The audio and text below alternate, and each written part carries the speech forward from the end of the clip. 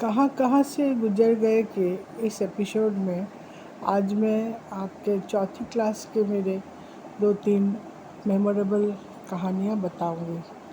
मैं जब चौथी क्लास में थी तब मैं जो नौगन कुंडू स्कूल में पढ़ती थी उत्तरपाड़ा के, उसके बाद मुझे हाई स्कूल जाना था। तो high school Uttarpara girls high school, वहाँ पे मुझे एडमिशन टेस्ट दी थी। फिर जिस दिन रिज़ल्ट निकलना था तो मैं बड़े चाव से सुबह से तैयार होके बड़े होके गई थी, क्योंकि एग्ज़ाम बहुत लोग दिए थे, 150 करीब दिए थे। मैं सुनी थी कुछ 25-30 लड़कियों को लिया जाएगा, तो मैं बड़े चाव से देखी। तो वहाँ गई तो मेरा नाम तो सुशीला झा था, लेकिन 3rd नंबर पे कोई सुष्मिता झा लिखा था। मैं बार बार उस लाइन को पढ़ती रही अपने नाम के लिए, लेकिन मुझे नहीं मिला अपना नाम। बड़े निराश होकर मैं पैदल पैदल, शायद 9 साल की थी मैं, घर आई। घर आके मेरी माँ, ठंड का दिन था, दिसंबर का महीना, छत पे बैठी हुई थी। मेरे और दोनों, छोटा वाला भाई जो था वो मेरा एकदम छोटा सा था, तो उसको लेके और बाकी दूसरा भाई और बहन को लेके छत पे थी। मैं जब छत पे आई, माँ को आके बोली, मैं रोने भी लगी। माँ थोड़ी गंभीर हो गई। मेरी माँ हमेशा ना अपने दुखों को, गुस्सा को एकदम जैसे हम लोग तुरंत रिएक्ट करते हैं वो नहीं करती हैं, वो थोड़ी देर बात करती हैं। तो माँ थोड़ी चुप थी, मैं निराश होकर बैठी थी। फिर मेरी माँ बोली, खाना खा लो। फिर मैंने खाना खाया। खाना खा के भी चुप रही। शाम को मैं खेलने जाती थी, खेलने भी नहीं गई। मेरे पिताजी तब यूको बैंक में तो काम करते थे, उत्तरपाड़ा ब्रांच में ही पोस्टेड थे। तो शाम को जब वो घर आए, आते ही मिठाई का पैकेट लेके आए। तो मैं अब और अंदर से ना सिकुड़ गई कि वो बेचारे सोच रहे हैं कि मेरा अच्छा स्कूल में हो गया है करके मीठा लेके आए हैं। ये आते ही बोले, अरे बिटिया तुम्हारा, मेरे को गोदी उठा लिए। बोले तुम्हारा तो हो गया उस स्कूल में। मैं बोली नहीं, मैं देखने गई थी। तो उन्होंने कहा कि वो भी गए थे स्कूल में देखने के लिए। तो जब उन्होंने सुष्मिता झा देखा तो वो भी निराश हुए। फिर हेडमिस्ट्रेस से पूछने गए कि आपका, मेरी बेटी एग्ज़ाम दी थी, पढ़ने में अच्छी है, कैसे नहीं हो पाया। तो मैडम मेरे पिताजी को जानती इसलिए थी कि स्कूल का चेक वेक वहीं ना जमा होता था, वही उत्तरपाड़ा ब्रांच में। पिताजी तब अकाउंटेंट पोस्ट पे थे। तो अकाउंटेंट माने असिस्टेंट मैनेजर समझिए। जब ब्रांच मैनेजर छुट्टी पे जाते थे तो पिताजी चार्ज पे रहते थे। तो जो भी हो, तो जानती थी पिताजी को पर्सनली। तो बोले, आपकी बेटी को तो हुआ है, मैं खुद देखी हूँ। फिर बोले नहीं, लिस्ट में सुष्मिता झा। बोले अरे नाम लिखने में गलत हो गया है, पूरा चेक किया गया। तो फिर काट के वो लोग ठीक किए। लेकिन आप बताइए, जो भी क्लरिकल काम करते हैं उन लोग की एक छोटी सी गलती की वजह से एक बच्चे का मन कितना दुखी हुआ। तो जो दोपहर से शाम रात तक का 7 बजे तक का मेरा समय इतना बुरा बीता, मैं बता नहीं सकती। मेरे को पारमर स्कूल में पढ़ना पड़ेगा। पारमर स्कूल वहाँ का सबसे ख़राब स्कूल, या अमरुंद विद्यापीठ लड़कियों का था, वो भी 2nd ग्रेड स्कूल। इतनी दुखी थी मन में, क्या क्या मैंने वो हो गया, मैं बता नहीं सकती। लेकिन रात में जब पिताजी बताए तो बहुत खुशी हुई। तो उसी समय की बात है। एक, ये तो दुख की बात थी, खुशी की बात बताऊं। उत्तरपाड़ा में एक दोलतला बोल के, दोलतला घाट, गंगा घाट है उसका नाम है, गंगा किनारे बसा हुआ है उत्तरपाड़ा। तो उसमें दोलेर मेला होता था। दोलेर मेला माने दोल माने होली, होली को बंगला में दोल बोलते हैं। तो दोलेर मेला में मेला लगता था। मेला में जैसी होती हैं झूला, बहुत तरह तरह के गोल घूमने वाला, जिसमें हाथी घोड़ा बना रहता है, वो झूला। फिर ऊपर नीचे होने वाला झूला को ना बंगला में नागोर दोल्ला बोलते हैं। वो फिर बहुत तरह के खाने पीने का, गुपचुप, ये वो, जलेबी वलेबी सब था। मेन मेरा जो अट्रैक्शन था वो था कांच की चूड़ियाँ। छोटे थे, माँ वैसे चूड़ी वूड़ी पहनने नहीं देती थी, लेकिन दोलेर मेला में ख़रीदने ज़रूर देती थी। और कभी कोई शादी ब्याह में गए तो पहनने के लिए देती थी। नहीं तो हम लोग तो कान में माँ जो एक सोने का रिंग डाल दी थी वही पहन के रहते थे, और कुछ पहनने यहाँ पर अलाउ नहीं था। मेरी माँ बहुत स्ट्रिक्ट थी असल में। तो वो दोलेर मेला का मुझे बहुत समय से इंतज़ार रहता था, पूरे साल। ऐसे 15 दिन के लिए लगता था दोलेर मेला।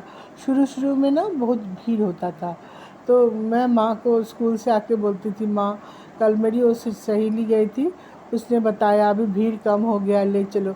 माँ बोलती थी कल ले चलेंगे। माँ के लिए तो हम 4 भाई बहन थे, सबको बड़े अच्छे से घर गृहस्थी चलाना, ये सब करना। बेचारी के लिए मेरी ये आग्रह पूर्ण उनसे रिक्वेस्ट करना, ये भी उनको लगता था कब इसको टालूँ और कैसे टालूँ। लेकिन फिर भी माँ ले जाती थी हम लोग को और बड़े प्यार से घुमाती थी सब। फिर कांच की चूड़ी लेके दे देती थी। वो डब्बा जमा हुआ, मैं आपको बताऊं, जब मेरी शादी हुई, जब मैं 12th के बाद ग्रेजुएशन फर्स्ट ईयर में थी, तब मेरी शादी हुई। शादी के समय तक मैं शुरू से जो भी चूड़ियाँ खरीदी हूँ सब मैं संभाल के, तो बड़ा सा बॉक्स था उसमें। मैंने समय के प्रभाव से कभी कभी कोई टूट भी गया तो, लेकिन एक एक दो दो जोड़ी हर चूड़ी का था मेरे पास, मैं जमा करके रखती थी। मैंने, आप कह सकते हैं, उन कांच की चूड़ियों में, रंगीन कांच की चूड़ियों में मेरे बचपन के रंगीन सपने पूरे सजे हुए मैंने रखा था। उसके बाद चौथी क्लास में एक और बात हुई थी मेरे साथ। मेरी माँ ना, हम लोग के मिथिला में संडे का एक उपवास होता है जिसमें शाम को पूजा होता है सूरज भगवान का। तो माँ गंगा नहाने जा रही थी, तो माँ के साथ मैं भी जा रही थी, नाचते कूदते रोड में, इधर से उधर, इधर से उधर उधर। ये भी चौथी क्लास की बात है।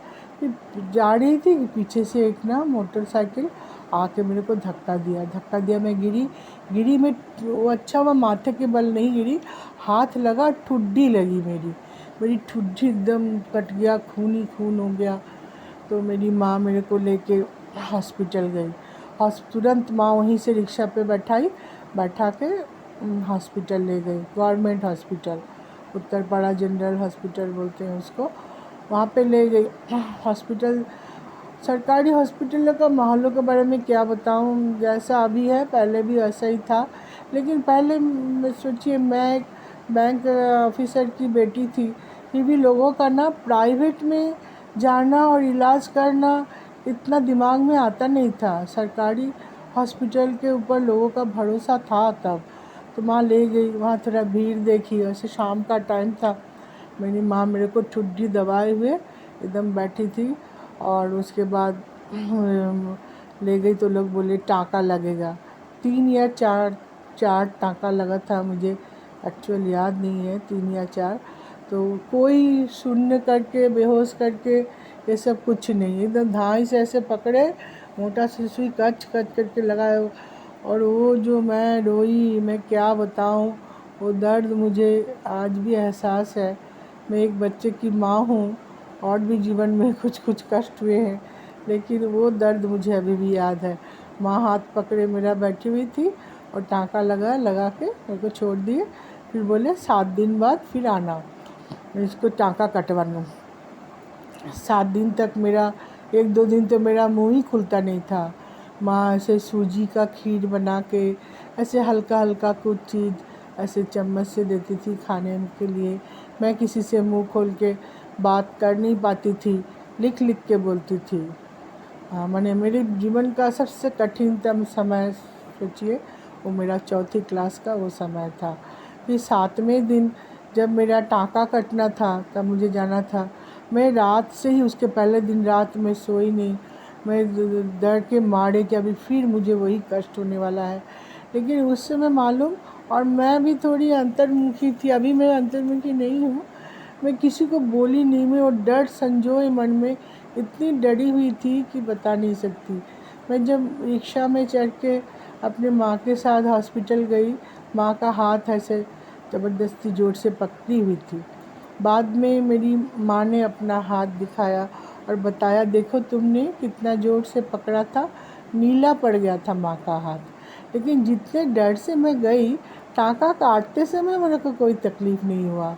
उन लोगों ने कैंची से ऐसे कच कच काटा, उसके बाद धागा को ऐसे धीरे से खींच दिया, कुछ नहीं, सामान्य सा तकलीफ़ हुआ, कुछ ज़्यादा तकलीफ़ नहीं हुआ। मुझे बहुत अच्छा लगा, मैं आ गई। तो ये मेरे चौथी क्लास के एक दर्द भरी कहानी थी मेरे साथ, इसके साथ सरकारी हॉस्पिटल का थोड़ा सा था वो माहौल और वो ये, लेकिन डॉक्टर के ऊपर विश्वास था लोगों का उस समय। चारों तरफ जो ये था माने वो स्वच्छता ज़्यादा नहीं, या जैसे आजकल बड़े बड़े हॉस्पिटल्स में जाते हैं आपको 5 स्टार होटल का फीलिंग्स आएगा, वो सब का तो हम बड़े होके ही देखे, ये सब देखे नहीं थे। हॉस्पिटल के नाम से मैं क्या बताऊं, जेल से भी ज़्यादा डर लगता था वो जो मेरा ठुड्डी हुआ था। तो उसके बाद मैं बहुत सावधान रहती थी, फिर मेरा हाथ पैर भी कभी नहीं टूटा, मैं कभी भी वो नहीं कि मैंने इतने सावधान से रहती थी, हॉस्पिटल न जाना पड़े कभी। ऐसे बुखार हुआ है ये सब। हमारे एक डॉक्टर थे जिनका नाम था पाचू डॉक्टर, तो वो ना सिरप बना के देते थे, मिक्सचर, उस दवाई का नाम होता था मिक्सचर। शीशी में ऐसे कागज़ के टुकड़े टुकड़े से दाग बना हुआ रहता था, मैंने इतना एक स्टिकर हट गया तो इतना पीना है, एक बार में 2 बार में, शायद 3-4 मेडिसिन मिला के वो मिक्सचर बनाया जाता था। आज के लोग तो जानते भी नहीं है मिक्सचर कुछ होता है। उस समय डॉक्टर प्रिस्क्रिप्शन में वो मिक्सचर के बारे में लिख देते थे, फिर आप मेडिकल स्टोर जाइए, वो लोग बैठाएंगे, यानी 4-5 मेडिसिनों को मिला के कुछ काला काला सा देखने में जैसे कफ सिरप होता है ना, वैसे कांच की शीशी में वो लोग भर के देते थे। और ये एलोपैथी मेडिसिन की बात बोल रही हूँ मैं, कोई आयुर्वेदिक या कुछ नहीं। उसके बाद उसके ऊपर कागज़ के छोटे छोटे टुकड़ों जैसे निशान, माने एक एक बार में कितना खाना, कितना पीना है दवाई आपको, वो निशान लगा रहता था उस दवाई शीशी में। तो ये अब नहीं है। तो ये थी मेरी चौथी क्लास के कुछ मेमोरेबल घटनाएं। आज के लिए बस इतना ही। जय हिंद।